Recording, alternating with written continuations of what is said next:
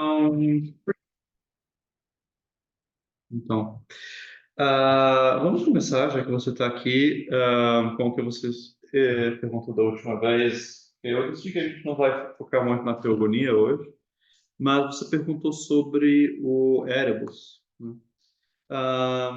Então, eu vou só ler aqui a introdução do Erebus, ou melhor, você não quer ler? Vou pegar aí a teogonia, a última página que vocês têm.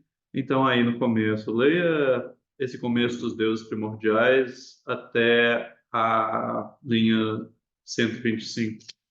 Sim, bem primeiro nasceu caos, depois também terra de amplo seio, de tudo sede irresvalável sempre, dos imortais que têm a cabeça do Olimpo nevado, e Tártaro nevoento no fundo do chão de amplas vias. E Eros, o mais belo entre deuses imortais, solta membros, dos deuses todos e dos homens todos. Ele doma no peito o espírito e a prudente vontade. Do caos, Erebus e noite negra nasceu. Da noite, aliás, éter e dia nasceram. Gerou-os fecundada, unida a Erebus em amor. Obrigado. Então, Erebus, pelo que eu entendo, eu consultei algumas fontes para confirmar. Então, é uma espécie de antecâmara do Tá, né? Deixa eu desenhar um pouco de cosmografia aqui. Então, isso aqui, giro falando. Um, então, temos basicamente aqui temos o Teta, uma tela do céu. Aqui, na mesma distância, temos aqui embaixo, tá? O Erebus é essa região aqui.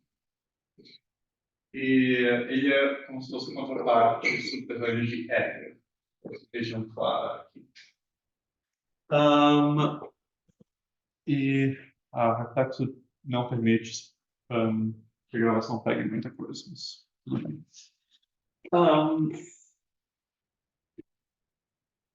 E ele é um reino do que é morto.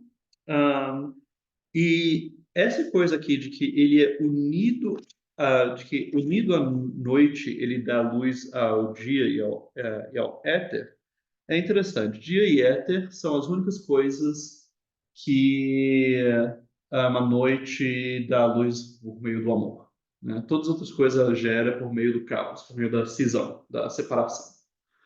Caos, a gente voltará a entrar nisso, mas ele é um princípio de geração que é oposto ao amor. Se no amor as coisas se juntam e daí geram coisas, o caos é a separação. Já Torrano, no ensaio dele, propõe uma tradução possível, mas ele julga pedante de caos como cissor, né? Tem amor e tem cissor.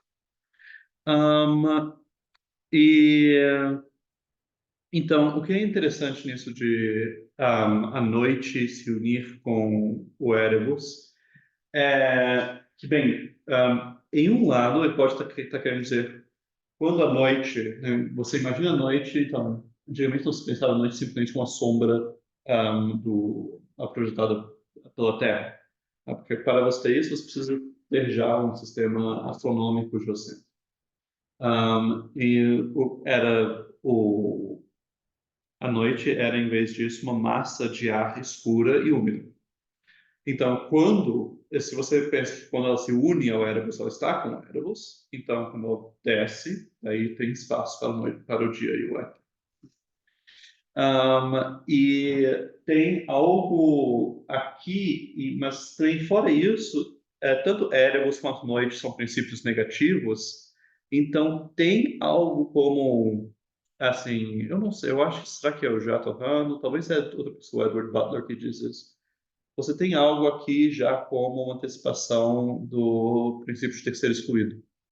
né? Que você tem a negação da negação, você junta duas negações, daí você gera algo positivo. Então, nessa geração do dia e do éter, né? E, bem, tem mais coisas que a gente pode dizer, mas a gente vai voltar para isso depois desses deuses primordiais. Era só vocês porque você fez a pergunta. Ahm, e também temos, bem, o William Passarini, ele falou um e-mail interessante sobre uma analogia entre o Monte Helicon e o processo de conhecimento no Philosopher's Curse. E, de fato, eu não sei quanto a gente pode tirar disso, mas eu achei interessante, sim. Vamos ter que ver ao longo do curso se mais analogias aparecem entre o conhecimento de Vicente e Curse. Tá, eu tenho mais coisas que são respostas a perguntas de pessoas que ainda não chegaram. Então, eu vou deixar essas coisas para depois. E vamos começar com Parmênides. Então, eu pedi que vocês trouxessem, né, o que tivessem à mão, no seu celular, alguma coisa, o poema de Parmênides, o da natureza, né? Então, esse texto de Hesíodo é provavelmente o texto do século VII ou VIII, antes da Era Comum. Mendes já é do século V, então mais tarde. E é conhecido por ser um dos primeiros textos, se não o primeiro texto a ter um argumento dedutivo sobre como as coisas deveriam ser. Mas então, frequentemente ele tem um grande papel em ah, narrativas que veem uma quebra entre a filosofia e a mitologia, mas a gente vai ver que não é bem assim, e vamos ver com isso ahm, lendo já o primeiro fragmento.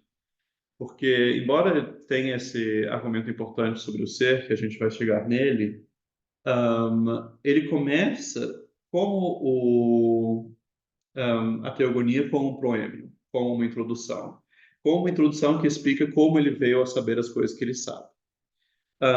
E aqui não é uma inspiração das musas, mas é alguma espécie de bem, tem diferentes modos de interpretar isso, mas literalmente ele se descreve sendo levado numa carruagem para o encontro de uma deusa. E a deusa daí diz para ele: olha, eu vou te dar esse discurso, avaliando esse discurso você vai conseguir saber coisas novas.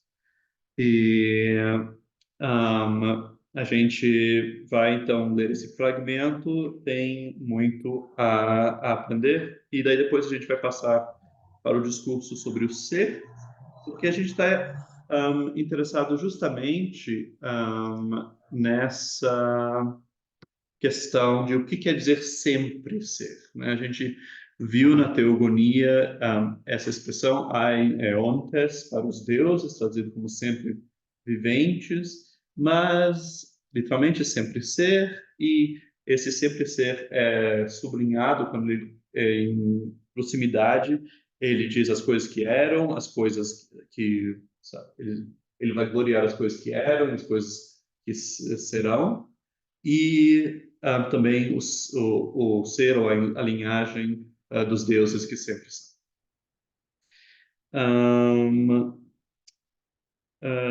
Tudo bem? Ok. Vamos lá. Juliana, você está com o texto aí? Você pode, pode ler até onde sua voz está, tá? Do fragmento 1.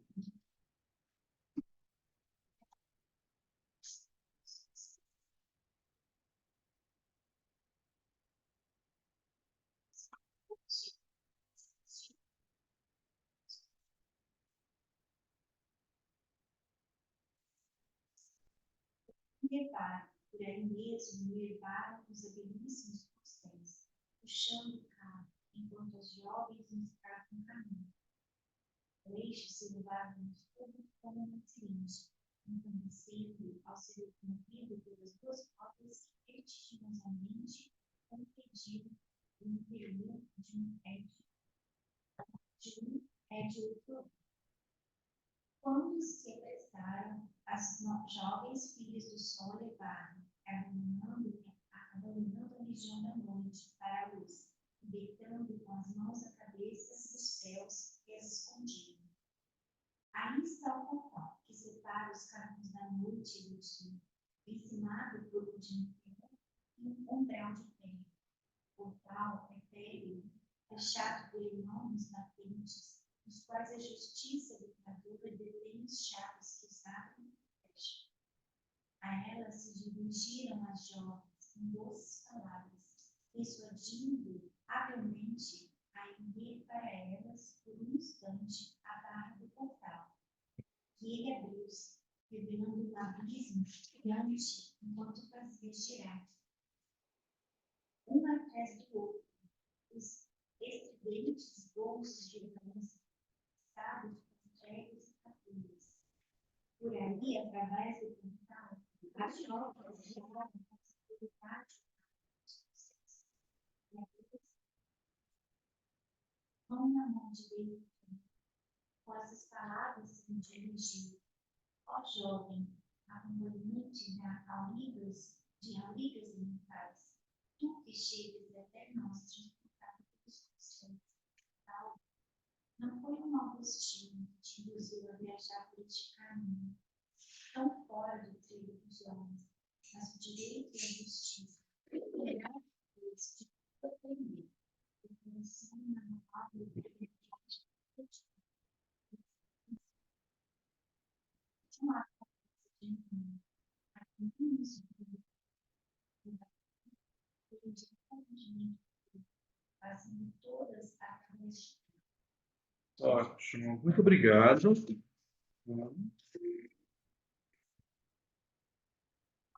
Ah, então, com isso, a gente começa a leitura do poema de Parmênides e começa com essa apresentação bastante poética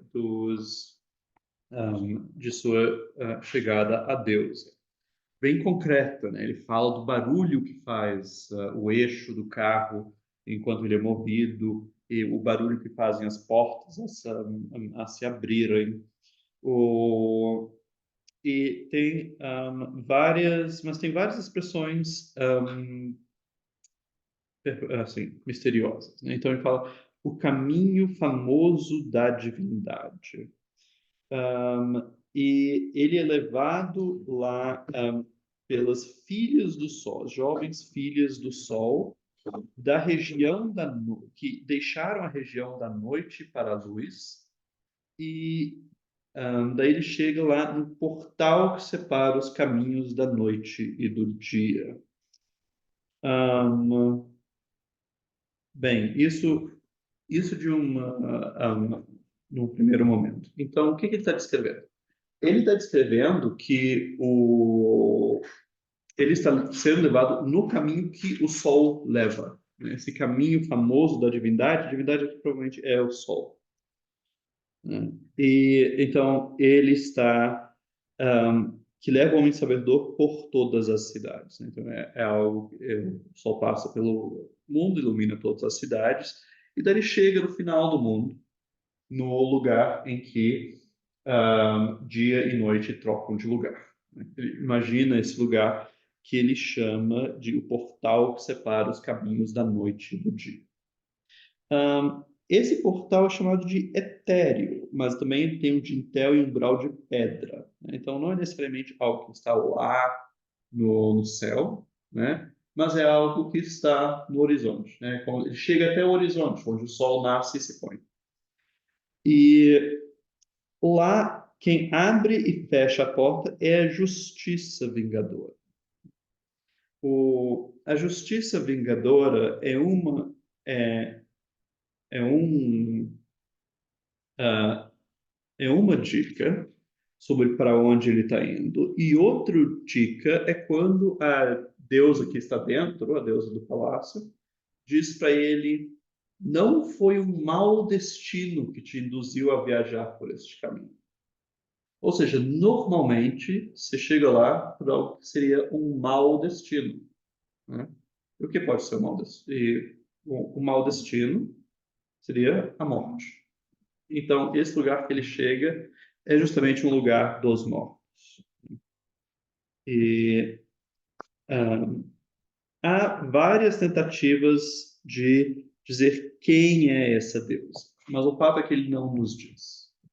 Ele diz que justiça é a que abre e fecha.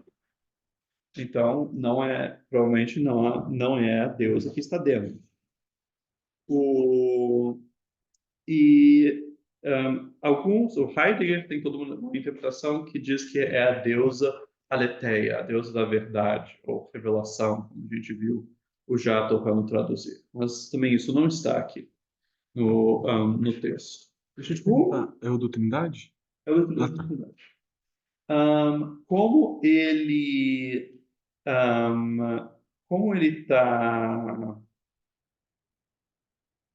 Ele chegou no palácio da noite, né? Então, os filhos do sol saíram da região da noite para buscá-lo e trazer ele para lá. Algumas pessoas dizem que essa é a noite. E isso provavelmente também era uma opinião antiga, grega. Daí, isso concorda com a figura da noite em escritos órficos. E ela aparece como uma educadora, especialmente como educadora de Zeus. Mas, no fundo, ela não recebe um nome, isso provavelmente é proposital, né?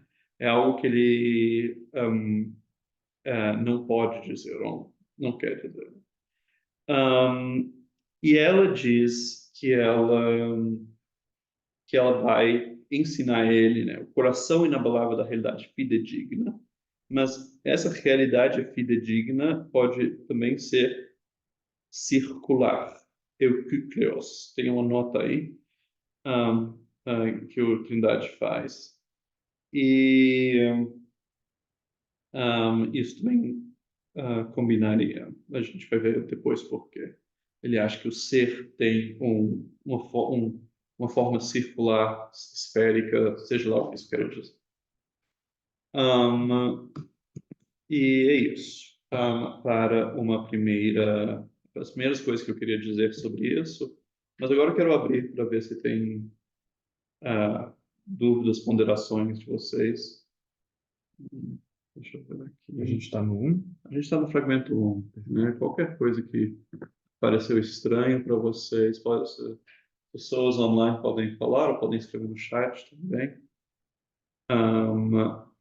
E coisa que vocês acham que mereça nossa atenção, pergunta que queira levantar.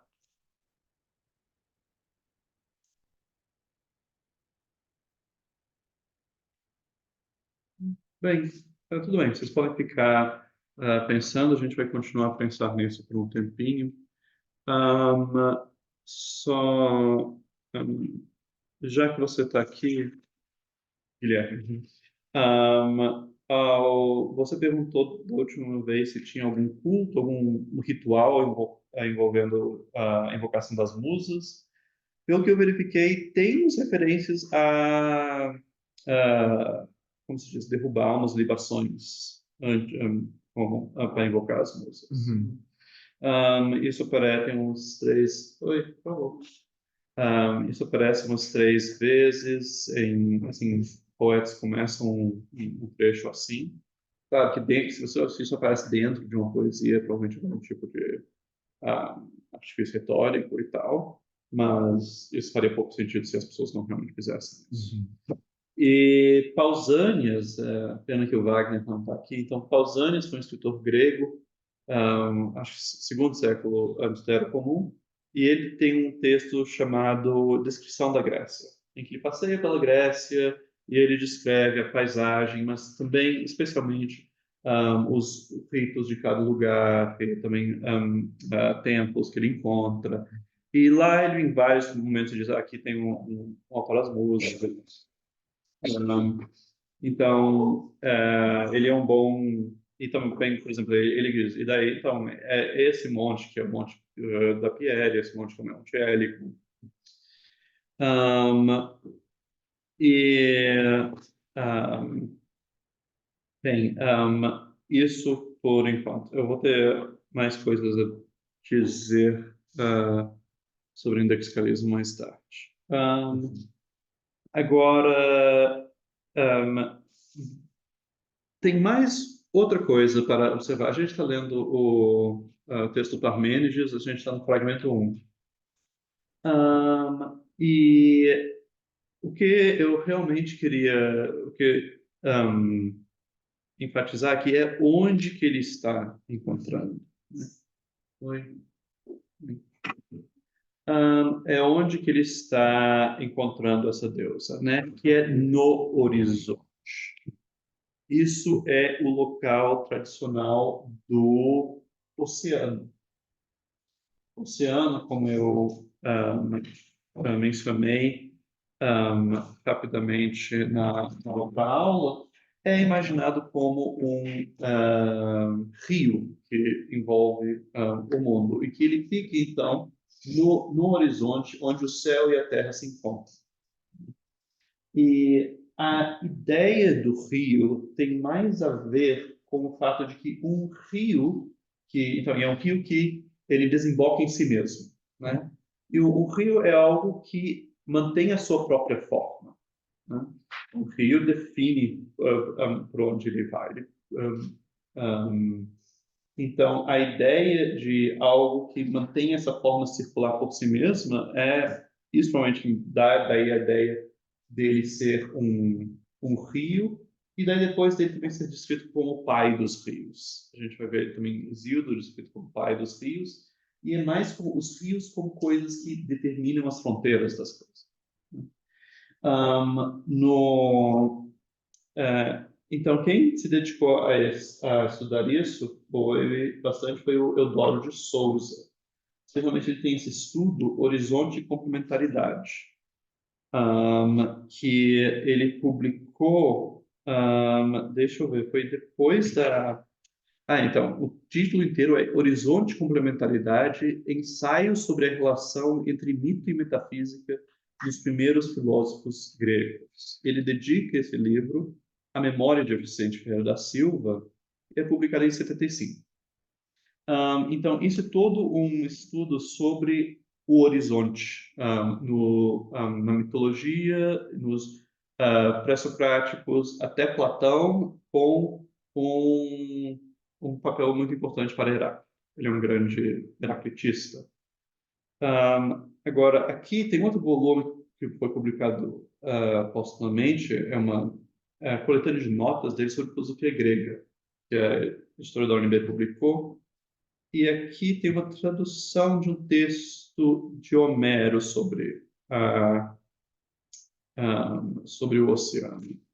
Aqui, porque aparece na Ilíada, em que é parte de uma coisa de Hera quer enganar a Zeus e fazer ele dormir. E daí, para isso, ela conta uma história que ela estou indo ver o oceano. E então, é no canto 14 da Ilíada, eu vou ler aqui na tradução do Eudoro. Pois apresso-me a ir ver os limites da terra nutriz, o oceano, gênese dos deuses, e a mãe Tétis, que em suas moradas tão carinhosos me criaram, das mãos de Reia recebida, quando Zeus, que ao longe ribomba, precipitou Crono para debaixo da terra do mar estéril. Vou a vê-los e pôr a fim sua imoderada discórdia, que já durante alongado tempo se abstém de seu leito de amor, desde que a ira entrou em seus corações. Era, veneranda deusa, filha do grande Crono, algum outro de entre os deuses eternos facilmente o adormeceria, mesmo as correntes do rio oceano, gênese que é de todas as coisas? essa última parte é um pulo adiante, é sono falando com, com Hera. Mas o que é interessante aqui é que o oceano é chamado por Hera de Gênese dos deuses e por Sono de Gênese de todas as coisas, né, de origem, né, de todas as coisas. Isso, então, já é uma genealogia diferente da que a gente encontra em Hesíodo. Em Hesíodo a gente vai ver, a gente lê um pouco aqui no começo, que começa com 4 deuses. Caos, terra, Tártaro e amor. Enquanto parece que Homero tem outra tradição, que é uma tradição que começa com o oceano. Né? E, um, e o... Tem a ver com o lugar de onde eles eram? Então, justamente, o Homero e Hesíodo, possivelmente, isso não é uma hipótese. A gente não pode ser. Não.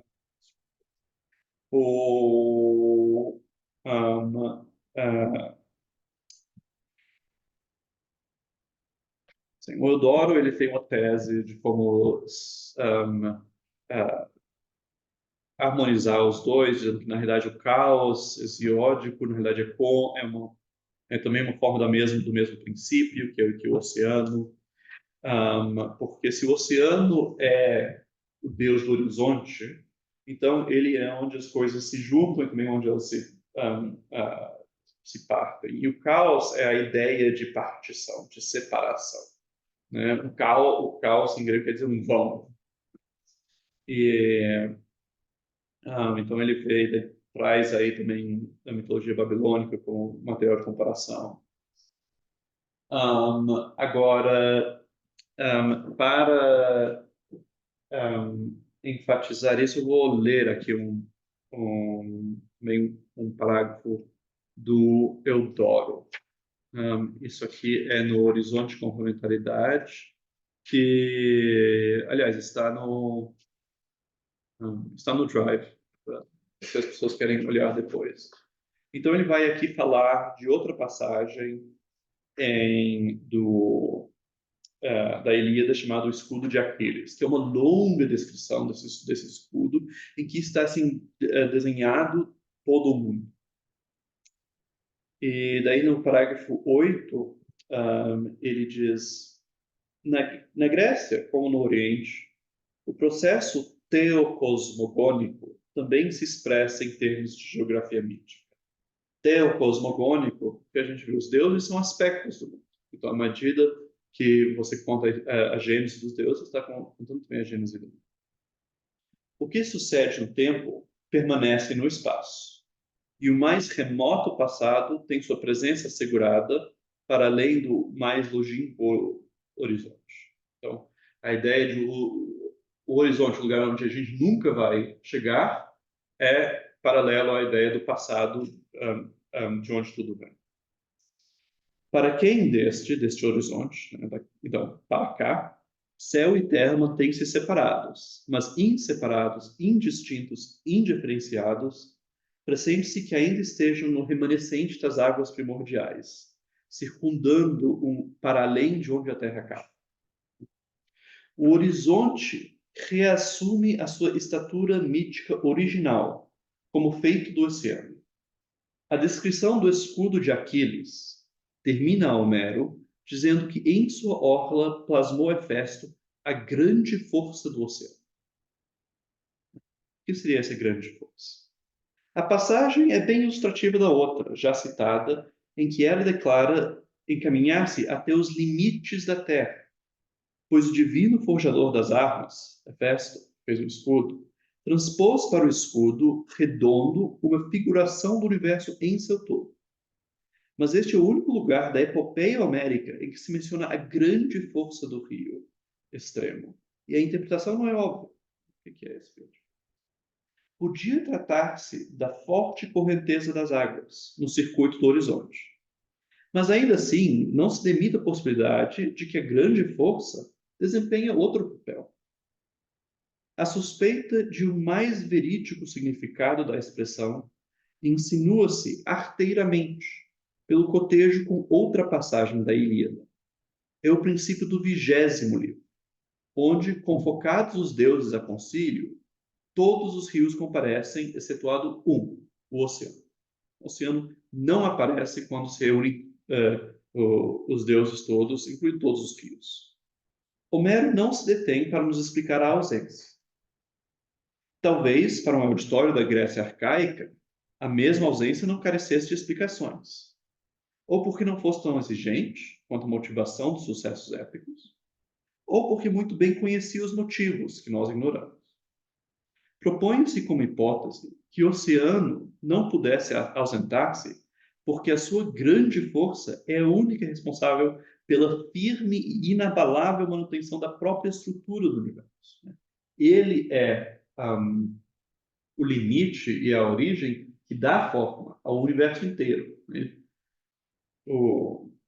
Propõe, excede o alcance de mera curiosidade, lembrar aqui que o sentido da palavra peirata, limite, não se esgota no da palavra extremo. De uma a outra vai a diferença que se exprime por ligadura. O horizonte oceano ata, liga, contém, constrange. Enrosca-se como uma serpente. Aquelô, protótipo dos rios que banham a terra, tem a figuração plástica de uma serpente com uma humana fronte cornuda. Em volta da Terra 9 vezes, como dirá Hesíodo.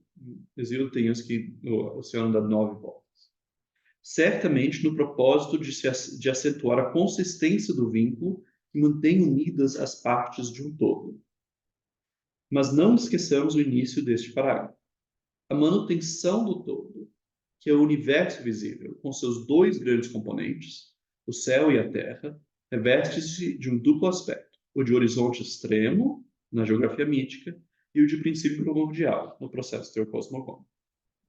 Então aí ele está dando uma explicação de por que justo o Deus do horizonte, o Deus que é o horizonte, o oceano, ele também é dito gênese de todos os deuses, né? Porque, por essa coincidência, esse paralelismo entre como se imagina o espaço e o tempo.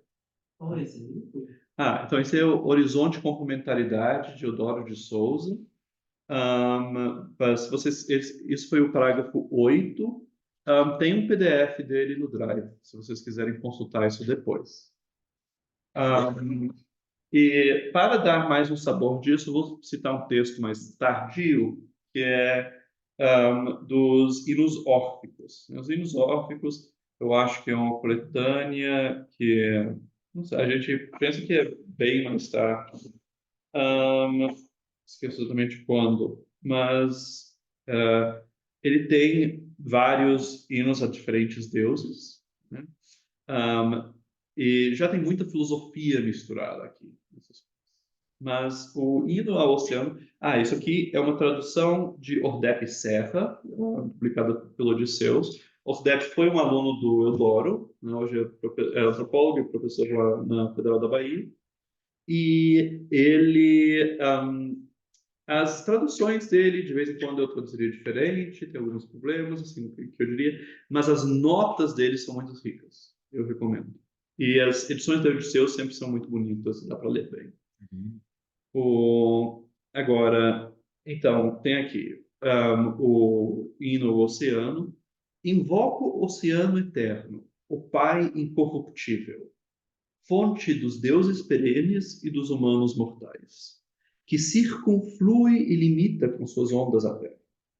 De ti os rios procedem, tal como todos os mares. E as correntezas que existem na terra ctônia, sacras. Ouve, beato, daimoso, dos deuses lustro supremo, termo da terra dileta, começo do céu, via d'água. Plasto vem os mistas, sempre alegrando. A gente não tem que entrar na interpretação desse hino inteiro, mas certamente tem muita coisa aí para... Sim, tá bom. Para ver, durante o... A gente vai fazer de novo o intervalo aos 45, que é em pouco, e daí vocês vão poder pegar os livros, dar uma olhada. E Então, então, mais um exemplo dessa ideia realmente do oceano como horizonte, né? A ideia dele como rio, né, é praticamente é uma decorrência dele como horizonte, é algo que ajuda a entender isso. E vamos voltar então a Parmênides. Então, isso é o lugar onde Parmênides chega, né? É nesse horizonte de onde vêm todas as coisas. Então, esse é justamente o lugar de onde ele vai aprender sobre o que é o ser e o que são as crenças dos mortais.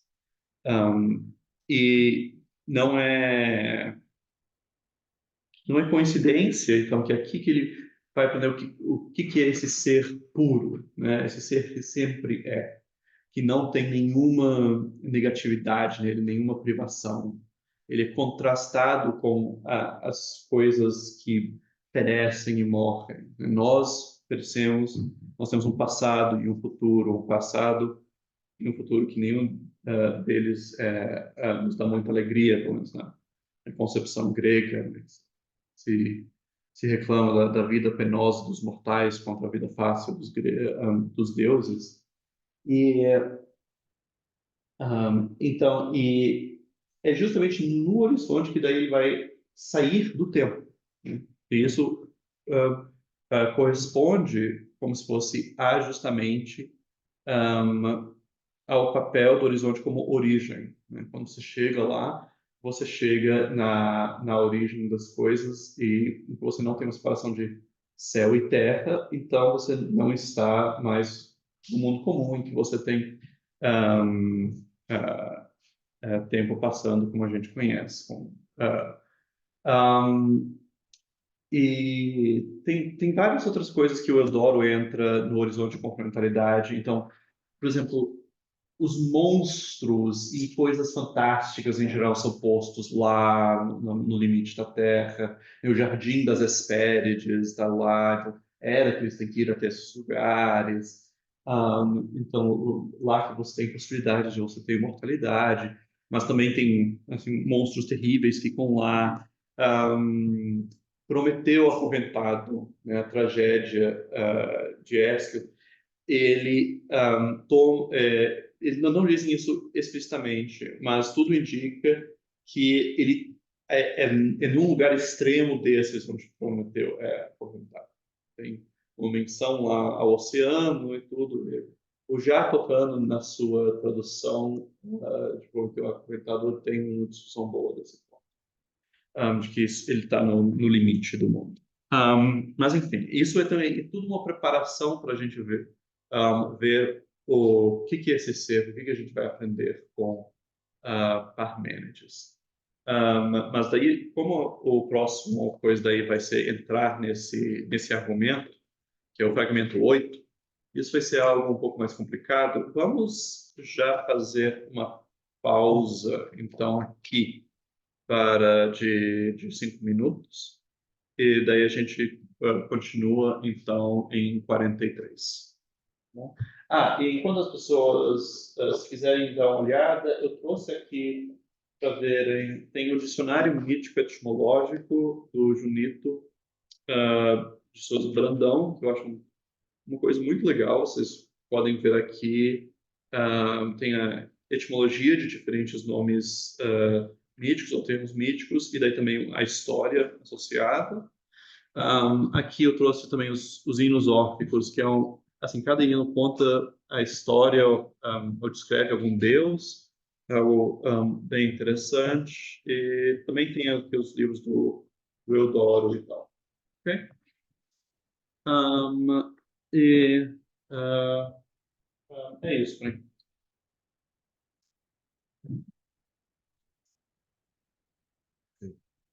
Esses aqui, qual país não estão no Brasil? Mas, esse aqui não está no grande. Esse aqui está. Aquele lá eu acho que está também. Se não está, eu acho que tem no livro. Acho que eu posso.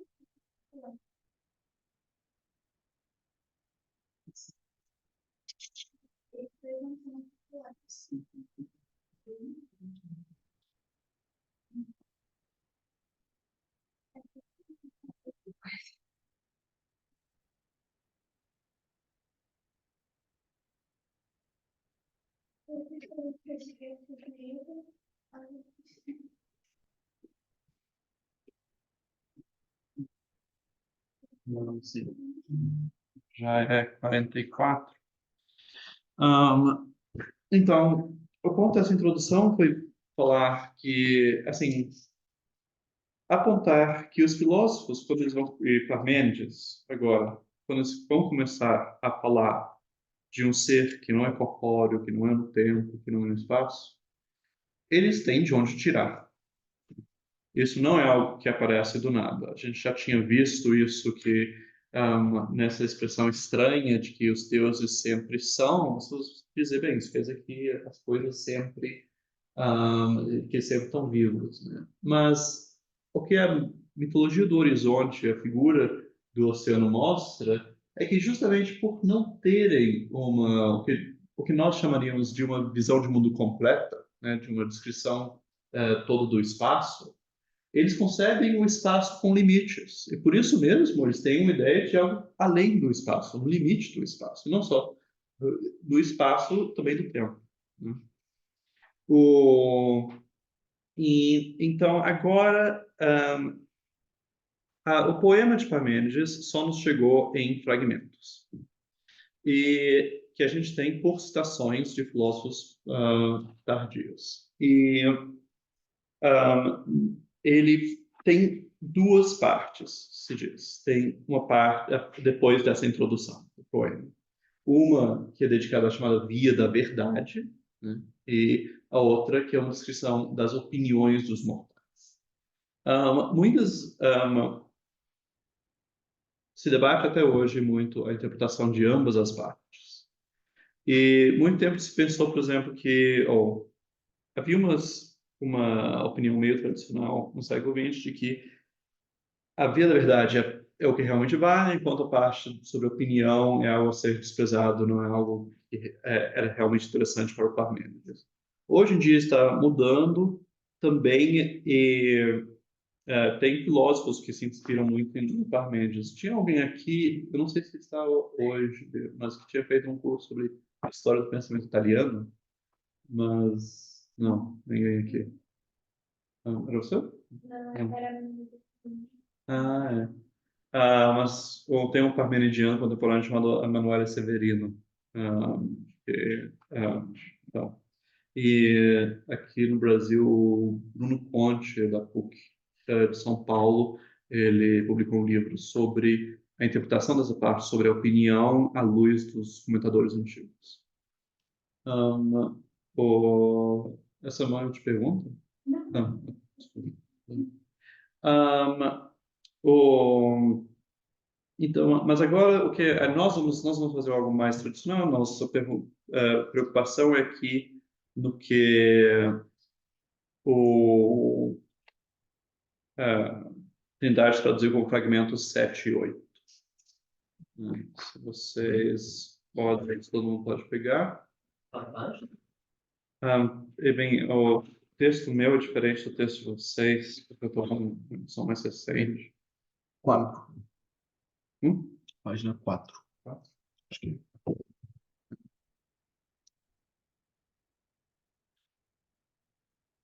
O, então, pois nunca isso será demonstrado. Sim. Então, vamos primeiro fazer uma leitura do texto inteiro. Talvez seja muita coisa para uma pessoa só ler, mas, Guilherme, você pode começar? 17. É. Tá. Pois nunca isto será demonstrado, que são coisas que não são. Mas afasta desta via de investigação o pensamento. Não te force por este caminho o costume muito experimentado, deixando vaguear olhos que não veem, ouvidos soantes e língua, mas decide por argumento a prova muito disputada de que falei. Só falta agora, continua? Só falta agora falar do caminho que é. Sobre esses são muitos os sinais de que o ser é ingênito e indestrutível, pois é compacto, inabalável, sem fim. Não foi nem será, pois é agora um todo hegemônio, uno, contínuo. Com efeito, que origem lhe investigarias? Como e onde se acrescentaria? Nem do não ser te deixarei falar nem pensar, pois não é dizível nem pensável, visto que não é. E que necessidade o impeliria a nascer depois ou antes, começando do nada? E assim é necessário que seja de todo ou não. Nem a força da confiança consentirá que do que não é nasça algo ao pé dele. Por isso, nem nascer nem perecer permite a justiça, afrouxando as cadeias, mas sustém-nas. Esta é a decisão acerca disso. É ou não é? Decidido está então, com necessidade, deixar uma das vias como impensável e inexprimível, pois não é via verdadeira, enquanto a outra é autêntica. Como poderia o que é perecer? Como poderia gerar-se? Pois, se era, não é, não poderia vir a ser. E assim a gênese se extingue e da destruição se não fala. Não é divisível, visto ser todo homogêneo. Nem num lado é mais que o impeça de ser contínuo, nem no outro menos, mas é todo cheio do que é. E por isso todo contínuo, pois o que é com o que é. Além disso, é imóvel nas cadeias dos potentes laços, sem princípio nem fim, pois gênese e destruição foram afastadas para longe, repelidas pela confiança verdadeira. O mesmo em si mesmo permanece e por si mesmo repousa. E assim firme em si fica, pois a potente necessidade o tem nos limites dos laços de que todo laço o cerca. Portanto, não é justo que o que é seja incompleto, pois não é carente, ao que não é, contudo, tudo lhe falta. O mesmo é o que há para pensar e aquilo por causa de que há pensamento. É, vamos passar para outra pessoa. Wagner, você quer continuar? Eu acho que é um pouco diferente. Mas, Pode ser. até Então, vai agora até o final do fragmento 8.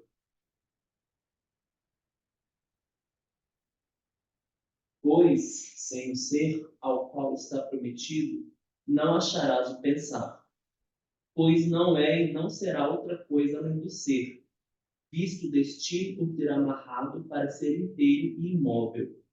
Acerca dele são todos os nomes que os mortais instituíram, confiantes de que eram reais. Gerar-se e destruir-se, ser e não ser, mudar de lugar e mudar a cor brilhante. Visto que tem um limite extremo, é completo por todos os lados, semelhante à massa de uma esfera bem rotunda, em equilíbrio do centro a toda parte, pois, nem maior nem menor, aqui ou ali, é forçoso que seja, pois nem é o não ser que o impeça de chegar até ao mesmo, nem é possível que o ser seja maior aqui e menor ali, visto ser todo inviolável, pois é igual por todo lado e fica igualmente nos limites. Nisto cessa o discurso fiável e o pensamento em torno da verdade. Depois disso, as humanas opiniões aprendem, escutando a ordem enganadora das minhas palavras. E estabeleceram duas formas, que nomearam, das quais uma não deviam nomear. E nisso erraram. E separaram os contrários como corpos e postaram sinais, separados uns dos outros. Aqui a chama do fogo etéreo, branda, muito leve, em tudo a mesma consigo, mas não a mesma com a outra, e a outra também se contrária.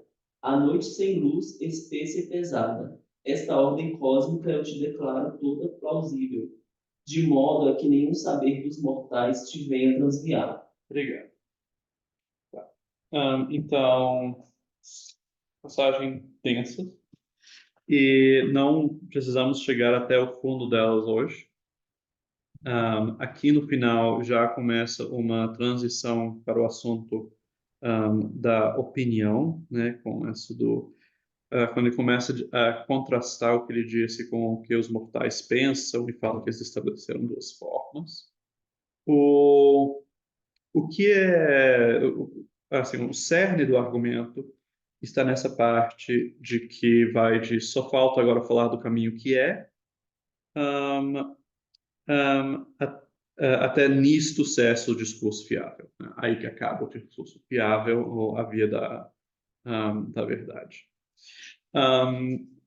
Então, o, deixa eu, no começo, no fragmento 7, ele diz que nunca será demonstrado que as coisas, que são as coisas que não são. Isso, de fato, é um jeito comum de se referir à tese de Parmênides, que é que o ser é, ou o que é, e o não ser não é. Vocês têm algumas traduções diferentes, até porque o Trindade traduziu de duas formas diferentes. Tem uma edição mais tardia que outra. Mas, e vocês devem ter talvez percebido que de vez em quando tem ser ou o que é, né, nas traduções. E de fato, a expressão em grego to on, é assim, o mais. A tradução mais pedante para português seria o ente, né? Então, o ente está para ser como o resistente está para resistir. Uma coisa que está sendo, que é. E ele realmente está, nesse argumento, desenvolvendo a ideia de o que seria, então, se o que é, só podemos dizer que ele é, né? Então a gente está no ambiente do ser dos deuses, que ein eontes, né? E quais são as consequências disso? Ele lista no início as suas conclusões. Ele diz, sobre esses são muitos os sinais, né? Esses sinais são as conclusões. O ser é ingênito e indestrutível, é compacto, inabalável e sem fim, não foi nem será, pois é agora o todo homogêneo, uno, contínuo. E daí tem vários argumentos que são elencados. A começar com a ideia de que ele não pode ter uma origem.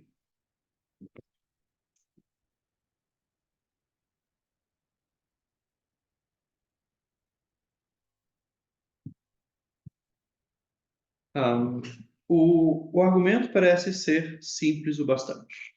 Se você diz que algo tem uma origem, você diz que em algum momento ele não é, né? Porque a gente pode entender aqui ser como existir, não existir. Ora, se do ser a gente só diz que ele é, então a gente não pode dizer que uma vez ele não é. E então não dá para falar que ele teve uma origem. Tampouco que ele terá. Tanto um quanto o outro dizem, quando você diz que, sei lá, Sócrates morreu, você também pode dizer Sócrates não é mais. Ou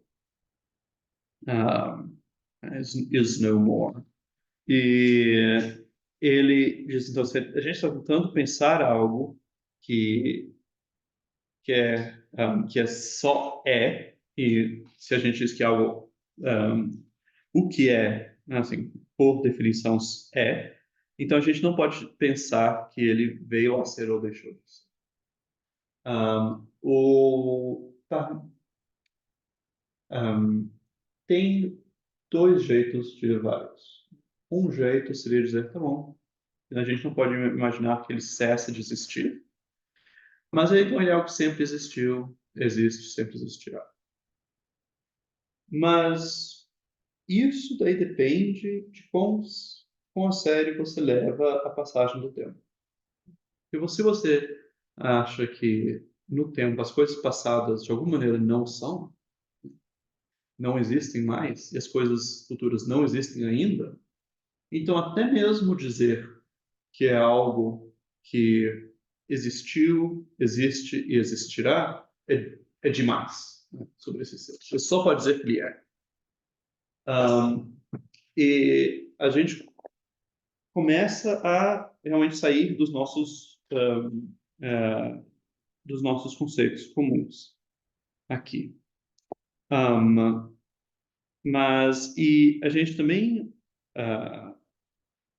precisa se perguntar também, ok, qual é a concepção de ser que ele está lidando aqui? Porque até agora existir funcionou, mas vamos considerar na sequência, pois ele diz também outra coisa, que ele é todo cheio de ser. Em certo momento, ele discute Gênese e destruição até a linha, e assim a Gênese se extingue e da destruição não se fala. Mas daí ele diz, nem é divisível, visto ser todo homogêneo. Nenhum lado é mais que o impeça de ser contínuo, nem outro menos, mas é todo cheio de ser ou do que é. E por isso todo contínuo, pois o ser é com o ser. Aqui, esse argumento ficaria muito estranho se entendêssemos com ser apenas existência, pois que algo não precisa ser é, homogêneo para que ele todo exista. Bom, você pode ter algo pleno e heterogêneo. Não há por que algo seja, ou você pode ter algo heterogêneo assim, e contínuo. Quando ele diz que pelo fato de que não tem nenhum não ser aqui, que ele é todo contínuo e homogêneo, isso mostra que a gente tem uma ideia mais rica do que simplesmente ser.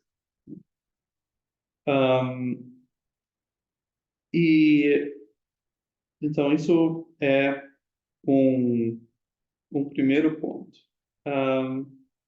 Deixa eu pensar se aqui convém.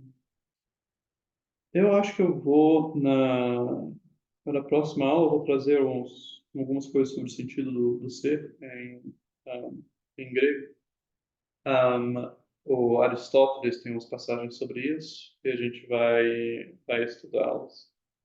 Mas, Sim, tu pergunta. Ele usa a palavra de quer, sim, né? E é o Anaximandro. Ele também usa a palavra de quer, né? sim, Então, enfim, há uma justiça que não deixa o ser não ser, sim. né? Que justiça é essa, né? Que justiça é essa, né? E que justiça? Será que essa justiça, de novo, é aquela pergunta que eu fiz antes? Até que ponto ou como levar essa justiça a sério? Porque podemos entender a justiça dessa passagem do Parmênides tem uma interpretação redutora, quer dizer que ela é apenas a necessidade lógica. A necessidade lógica nos obriga a pensar de um jeito e não de outro. né? E que essa ideia de que a justiça está acorrentando o ser é apenas uma maneira plástica de dizer isso.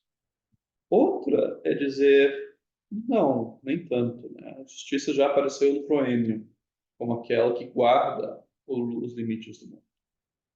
Então, parece ser, daí você poderia querer interpretar isso realmente com alguma espécie de divindade. Mas o que daí seria? Mas daí aí a gente já entra em terrenos ainda mais perigosos, porque que podemos entrar, mas a gente está tentando entender esse ser que é algo inteiramente pleno e presente. E daí parece que ele está dizendo que se existe algo que limita o ser. Então isso seria algo além do ser. E aí também isso sugere outro problema de interpretar ser como existência. Porque se ser fosse existência, se a gente diz que existe algo além do ser, a gente diz que existe algo que não existe. E a gente entra justamente no tipo de contrassenso que o argumento de Paratiparênides quer que nós evitemos. Agora, esse contrassenso, sim, foi, como se diz, foi vagado. Vagado não é uma palavra. Foi feita essa aposta do Boechat. Por Platão.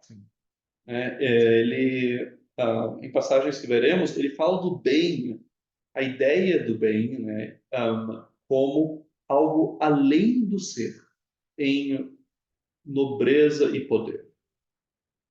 Passagem críptica que foi interpretada de muitas maneiras.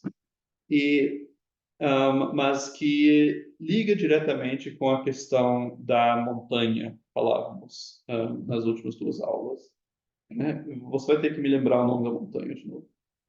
Ele. Runakuma. Perfeito. Runakuma. Runakuma. Então, esse Deus que dizemos que alguns chamam Runakuma e que outros dizem a montanha da qual tiramos petróleo, uma tentativa que é a tentativa do Ilan, né, é dizer que também seu artigo é dizer, bem, ambos podem dizer que estão falando disso. Uhum. E quando eu digo uso um demonstrativo como isso, eu aponto para a coisa e eu não estou, eu me refiro à coisa sem depender das minhas crenças dela.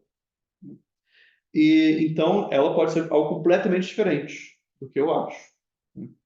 Isso é o oposto quando, por exemplo, tinha um astrônomo, acho que o nome dele era Shvala, que ele estava observando o Sol porque ele estava procurando o planeta Vulcano, que era um planeta hipotético que existiria para além de Mercúrio, para explicar algumas irregularidades um, na, na órbita de Mercúrio. Ele não encontrou Vulcano, não tem. Mas ele então, isso, a referência a Vulcano dependia de uma descrição teorética. E essa descrição não tinha correspondência na realidade. Mas mas demonstrativos, isso, eu, você, né, indexicais, como a gente chama, não dependem de nosso conhecimento das coisas, das nossas descrições, elas de alguma maneira apontam. Né? E você pode estar falando com uma pessoa no telefone dizendo você, você, você, e você está se referindo a outra pessoa, e daí ela diz, não, mas espera aí, eu não sou a pessoa que você está pensando. Mas mesmo assim você está falando com ela. Então, e esse tipo de referência a algo que a gente não conhece parece ser algo que Platão postulava com respeito ao bem. Né? Porque é uma tese platônica que todo mundo quer o bem. Mesmo não sabendo, todo mundo quer o bem. Tem uma vontade natural do bem. As pessoas estão enganadas sobre o que é o bem, né? Elas estão iludidas, mas elas querem o bem. É algo que você encontra também nas Confissões de Agostinho. Confissões de Agostinho, ele começa com um paradoxo, dizendo: como que eu posso confessar a sua glória ao Senhor se eu não sei quem você é? A solução última de Agostinho é algo do tipo: é só em é só em você que nossos corações encontram repouso. Então, nós temos um desejo, né, que aponta para o bem, nesse caso Deus, o Deus cristão, e eu posso não saber nada do que o Deus cristão é, mas eu ainda tenho uma possibilidade de apontar para ele, porque esse desejo cessará, né, se encontrará satisfação quando eu chego nele. Todas as opções menores, as opções falsas de o que é um Deus, não me satisfarão. Essa é a ideia de Agostinho. Por isso que ele conta a sua história, né? Ele vai de uma opção para outra, ele não encontra paz até ele encontrar Cristo.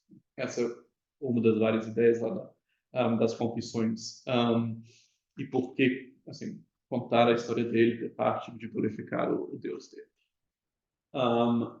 E então, esse tipo...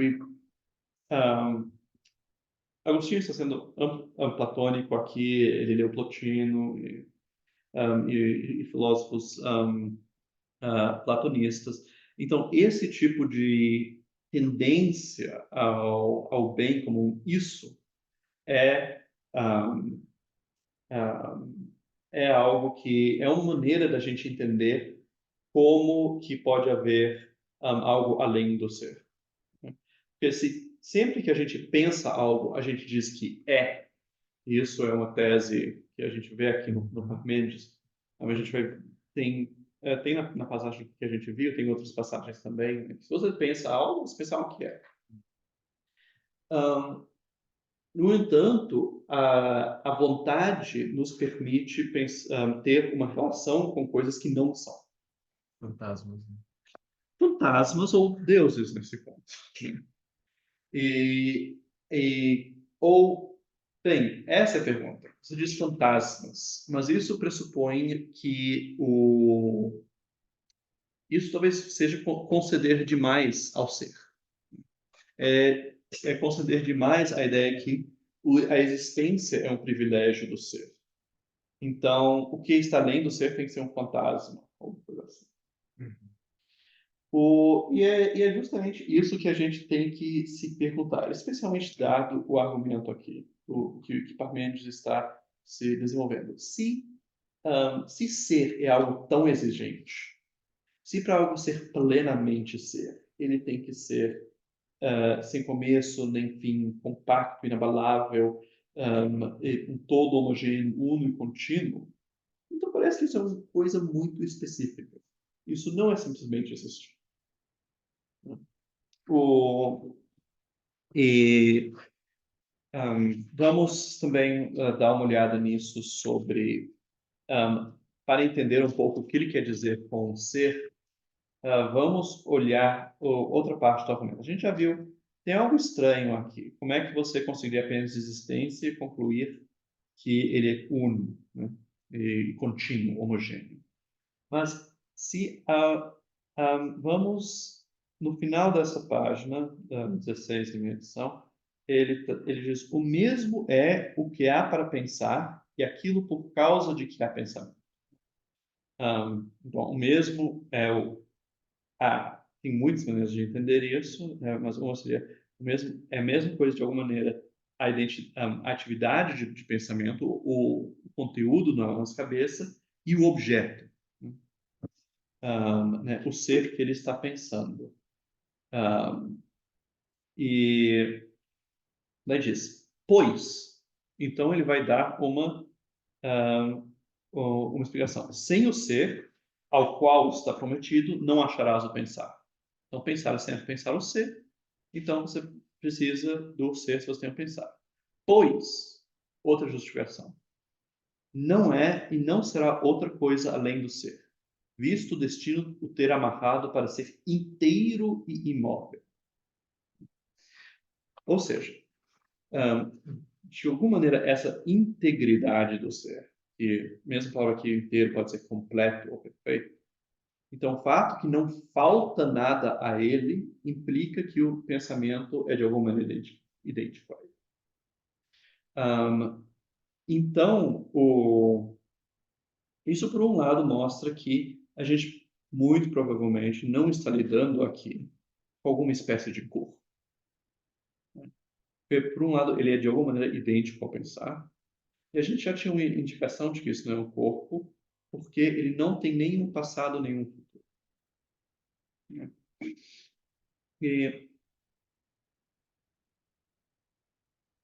Mas quando ele diz que ele é o que há para o pensar, ele adiciona algo a mais do que mera existência. Né? Ele adiciona que é algo que está disponível para ser pensado, algo que está presente. E a presença também é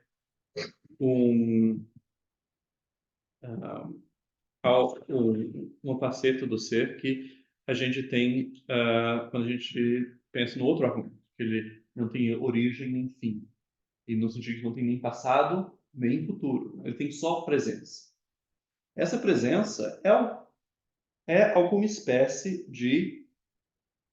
É algo positivo. Né? Alguma espécie de plenitude. Ele não está sendo que é fora do tempo. Ele não está negando algo. Ele está dizendo algo. Isso também é parte do argumento. Ele diz que o ser é e o não ser não é. Se quando diz não, o ser é, ele chega à ideia de que o ser está presente, está inteiramente presente, então não é porque falta algo a ele, não é porque falta o tempo, mas é porque ele não tem uma falta que as coisas do tempo têm. As coisas do tempo têm essa falta de que elas sempre faltam as partes delas, futuras e passadas. Vocês estão me vendo aqui falar, mas vocês não estão vendo Antônio Pires. Essa parte de mim está lá no passado. Por isso que eu digo fantasma, no sentido de algo que está fora do tempo, algo que... Enfim, aí eu lembro muito do Derrida, quando ele fala do Hamlet, né? O Hamlet usa aquela frase time is out of joint, né? Ou seja, as coisas estão fora do eixo, né? Não sei uma tradução possível, mas estão fora desse eixo. E aí, sei lá, esse estar disponível para ser pensado não é necessariamente estar disponível no tempo para ser pensado, mas estar sempre disponível. Mas que você não sabe de onde vem e que você não sabe para onde vai, porque também não faz muita diferença de onde vem. Ele está disponível. Ele não tem uma origem, ele não tem uma história. Então, eu acho que o melhor espectro do que fantasma, né? É algo que ronda, é algo que está rondando sempre. Sim. Porque o pensamento é isso, né? O pensamento, ele não necessariamente ele tem uma origem. Quando você está dirigindo, sei lá, de ônibus e vê um pensamento, da onde vem esse pensamento, né? Ele se fez presente, né? Ele é espectral, de alguma forma. Então, esse ser enquanto espectro, eu acho. Eu quero reagir, mas eu tenho coisa para dizer. Vamos coletar dúvidas nesse momento, ou perguntas.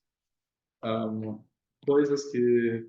Qualquer pergunta, alguma coisa que esteja impedindo de seguir o argumento, por favor. Não cheguei um pouco depois, talvez eu tenha aprendido uma explicação introdutória. Mas ele está falando dos deuses ou Tá. Eu vou... ou só do ser? Sim, Só. eu vou falar, responder a isso. Natália, você tinha uma coisa? Tá, então, ele explicitamente ele não nomeou os deuses aqui. De que a justiça que ele menciona, que amarra, é o nome de uma deusa.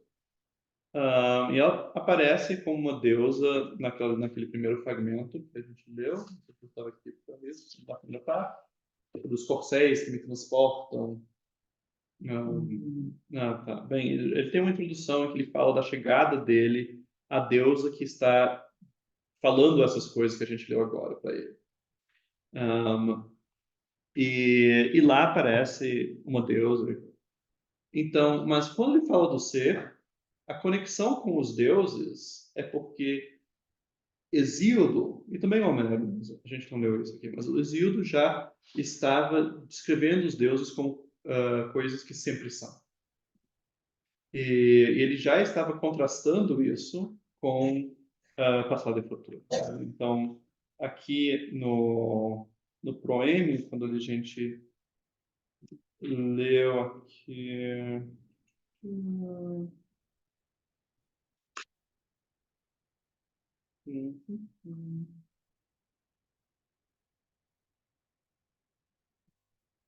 Ah, o sagrado recorre a essa expressão, sagrado ser ou linhagem dos imortais sempre vivos. Não podemos esquecer vivos, na verdade, é sendo entes, assim, coisas que são. E depois ele diz, falando do que as musas ensinaram para ele. Assim falaram as virgens do grande Zeus verídicas, por certo deram-me um ramo ao loureiro viçoso colhendo hora admirável, inspiraram-me um canto divino para que eu glorie o futuro e o passado, no grego literalmente, as coisas que serão e as coisas que foram. Impeliram-me a enear a linhagem dos venturosos sempre vivos, que sempre são. Então, aí tem essa coisa. Então, e um, então, assim, pelo contexto parece que essa ideia de sempre ser já existia e era de alguma maneira atribuída aos deuses e agora a mente está fazendo uma investigação racional disso. Se a gente ele está pegando o conceito de sempre ser e está deduzindo o que dá para tirar dele.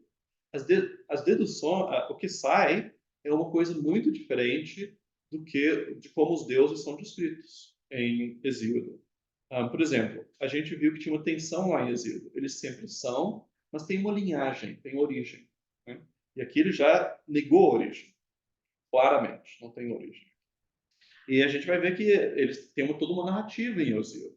E aqui, não só não tem uma origem, parece que não tem tempo. Então, é uma reflexão sobre esse sempre ser que é atribuído aos deuses. Agora, e daí mas é preciso, talvez, separar duas coisas. Porque quando ele menciona Diké, por exemplo, e por isso que a gente falou das coisas além do ser, daí a gente pode pensar de um lado os deuses e de outro o ser. E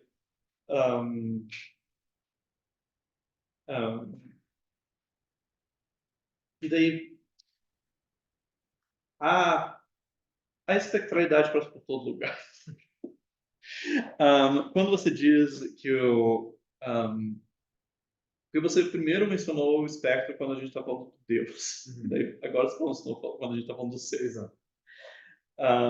E tem uma questão aqui de se a gente quer separar as coisas ou não. Lembra que eu disse, talvez a Nanke seja apenas a Nanke é outra deus que menciona também, necessidade. Mas talvez a Nanke Dike sejam apenas metáforas. Ou talvez não seja. Ou talvez a justiça seja a conexão lógica ela mesma. Da mesma maneira que o céu, Uranus é o céu e Gaia é a terra. Não pronuncia necessidade nenhuma. Ananke. Ananke. Como... eu não acho que a gente tem nada que pegar disso.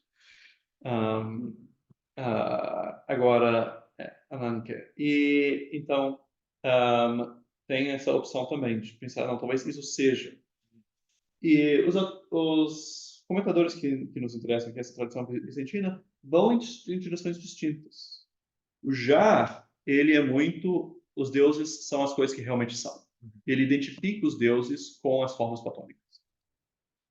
Vicente já vai dizer, não, os deuses são além do ser. Eles são esses valores à luz dos quais a gente diz que algumas coisas são e outras não são. Porque também a gente tem a distinção entre o ente e o ser. Né?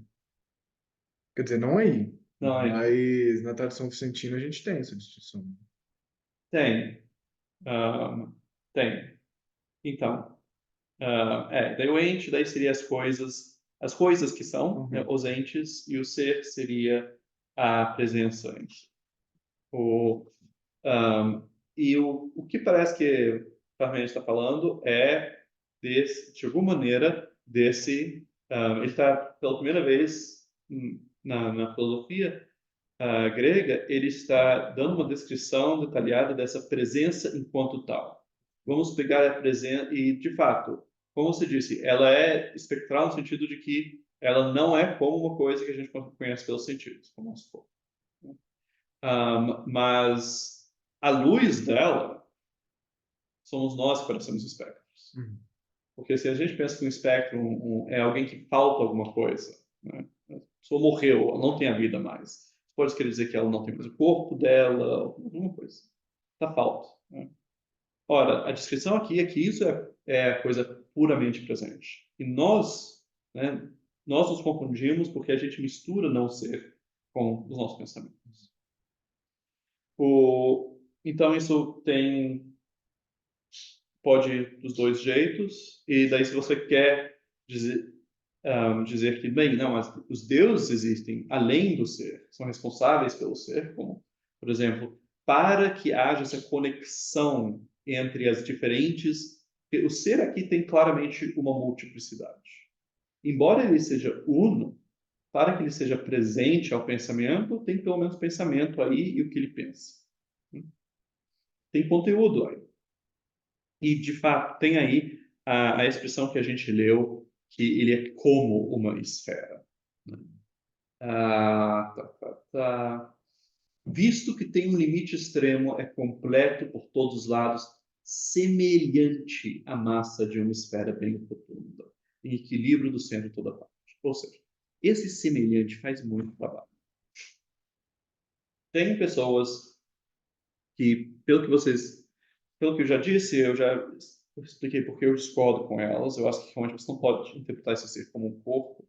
Mas tem pessoas que tomam isso e dizem, não, ele está descrevendo um corpo, uma esfera que, teoricamente, é que a única coisa que existe é uma esfera totalmente homogênea. E a gente está enganado quando a gente acha que existem várias coisas. Isso pode ser muito difícil de vocês entenderem. Como você diz que não existe isso que eu estou vendo, que eu estou pegando? Mas Spinoza dá uma maneira boa de entender isso. Spinoza, no seu argumento, ele quer dizer que um dos atributos de Deus é a extensão, é a espacialidade.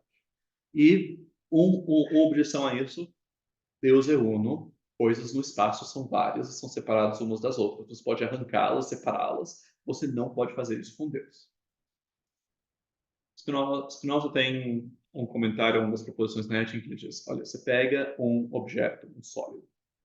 As faces desse objeto são apenas abstrações minhas. O que realmente existe é só essa coisa tridimensional. As faces bidimensionais são assim, são apenas abstrações. Elas não existem por si só. Se você queima o livro, você não tem que também queimar as faces e os vértices. Então, a mesma coisa com os objetos sólidos tridimensionais que a gente acha que tem uma existência independente. Não, é tudo conectado. É tudo, se você olha, é tudo parte de a gente, vamos dizer, é tudo parte de um corpo enorme de 4 dimensões. Então, se você pensa o tempo como uma quarta dimensão, o universo é só essa massa quadridimensional. E é apenas a nossa perspectiva que daí separa isso, que acha que, pela nossa imaginação, a gente acha que as coisas são separadas. Mas se a gente soubesse como tudo é integrado, especialmente como tudo é integrado pela cadeia causal, tudo é determinado, nós somos vista, a gente veria que nos isolar de nossas causas, das coisas em nossa volta, é apenas uma abstração nossa. Da mesma maneira disso. Né? Isso não está em Parmênides, está em Spinoza, muito mais tarde, né? Século XVII. Agora, mas é um jeito para explicar, para interpretações que dizem que Spinoza acho que isso tudo é uma esfera única, dá para entender como isso funcionaria. Outro caminho é dizer, não, assim, é muito estranho, mas você está realmente errado sobre tudo. Você está bem. Mas, cara, eu não vejo isso, mas existe ainda esse como uma esfera. E esse como uma esfera, eu sigo os platônicos que se interpretaram Parmênides, eles diziam, não, isso está dizendo apenas que é uma multiplicidade, tem muitas coisas aí dentro. Agora, por que eu queria enfatizar isso da multiplicidade do ser? Eu não mais lembro. Para explicar o que é essa necessidade, né? Porque você pode pensar, então, que a necessidade seja, por exemplo, a coisa que dá a coerência a todas essas muitas partes. E você pode dizer, não, isso tem que ser algo independente do ser, porque se essa necessidade ela mesma fosse algo múltiplo dentro do ser, daí você precisaria de outra coisa para explicar a unidade dela e tal, argumento platônico típico. Ou você diz, não, é um aspecto do ser, né? Caminho de Torrano. Então temos várias vias aqui abertas.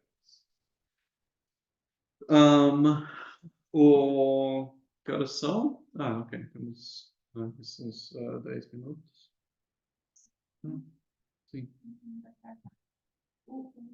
No poema dele, assim, não parece muito não se também muito exigente,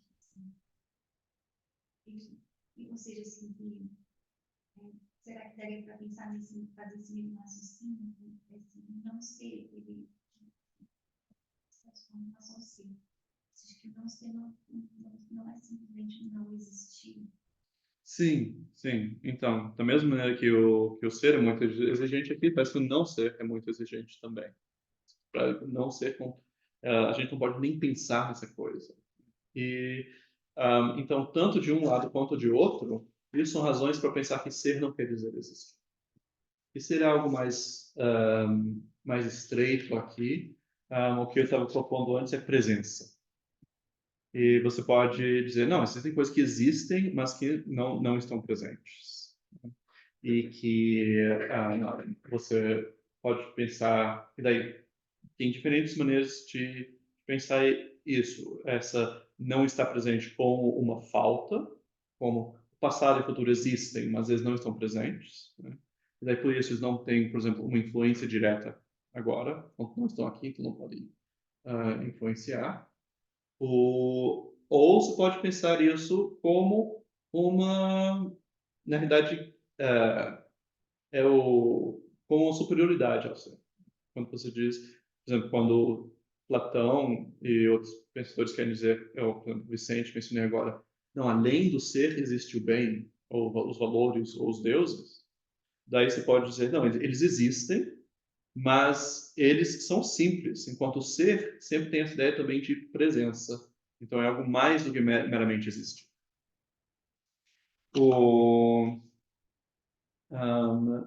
Tem reações dos online? Não. Tá bom.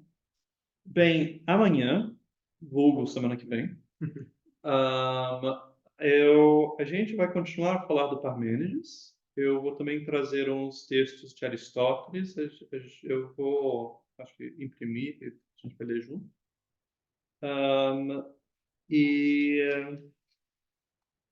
é isso. Eu quero ficar com isso um pouco do Parmênides, assim, entender bem o Parmênides e depois do Parmênides, a gente não vai voltar imediatamente para Hesíodo, a gente vai ver o que Platão faz com isso. E aí esse curso vai merecer o nome de uma filosofia clássica. É isso, muito obrigado. Vou pôr a gravação amanhã. Quem quiser rever alguma coisa.